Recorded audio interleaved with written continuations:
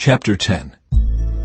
What sorrow awaits the unjust judges and those who issue unfair laws.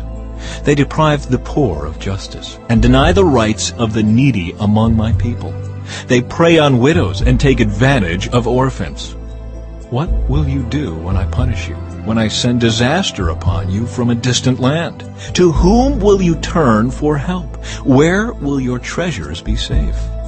You will stumble along as prisoners or lie among the dead. But even then the Lord's anger will not be satisfied. His fist is still poised to strike. Judgment against Assyria. What sorrow awaits Assyria, the rod of my anger. I use it as a club to express my anger. I am sending Assyria against a godless nation, against a people with whom I am angry. Assyria will plunder them, trampling them like dirt beneath its feet. But the king of Assyria will not understand that he is my tool. His mind does not work that way. His plan is simply to destroy, to cut down nation after nation. He will say, each of my princes will soon be a king. We destroyed Calno just as we did Carchemish. Hamath fell before us as Arpad did. And we destroyed Samaria just as we did Damascus. Yes, we have finished off many a kingdom whose gods were greater than those in Jerusalem and Samaria. So we will defeat Jerusalem and her gods just as we destroyed Samaria with hers. After the Lord has used the king of Assyria to accomplish his purposes on Mount Zion and in Jerusalem, he will turn against the king of Assyria and punish him, for he is proud and arrogant. He boasts, by my own powerful arm I have done this.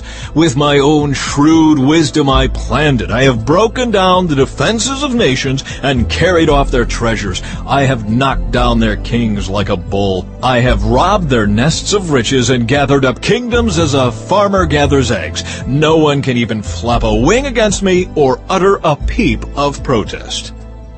But can the axe boast greater power than the person who uses it? Is the saw greater than the person who saws? Can a rod strike unless a hand moves it? Can a wooden cane walk by itself? Therefore, the Lord of heaven's armies, will send a plague among Assyria's proud troops, and a flaming fire will consume its glory. The Lord, the light of Israel, will be a fire. The Holy One will be a flame. He will devour the thorns and briars with fire, burning up the enemy in a single night.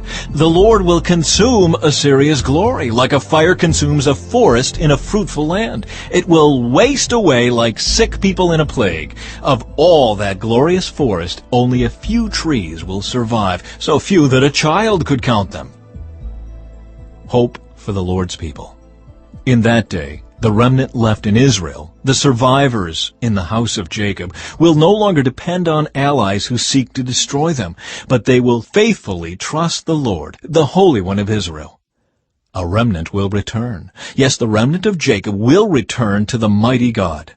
But though the people of Israel are as numerous as the sand of the seashore, only a remnant of them will return.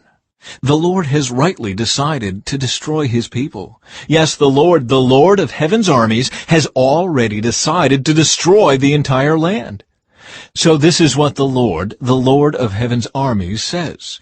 O my people in Zion, do not be afraid of the Assyrians when they oppress you with rod and club, as the Egyptians did long ago. In a little while my anger against you will end, and then my anger will rise up to destroy them. The Lord of heaven's armies will lash them with his whip, as he did when Gideon triumphed over the Midianites at the rock of Oreb, or when the Lord's staff was raised to drown the Egyptian army in the sea. In that day, the Lord will end the bondage of his people. He will break the yoke of slavery and lift it from their shoulders. Look, the Assyrians are now at Aeth. They are passing through Migron and are storing their equipment at Michmash. They are crossing the pass and are camping at Geba. Fear strikes the town of Ramah. All the people of Gibeah, the hometown of Saul, are running for their lives. Scream in terror, you people of Galem. Shout out a warning to Laishah.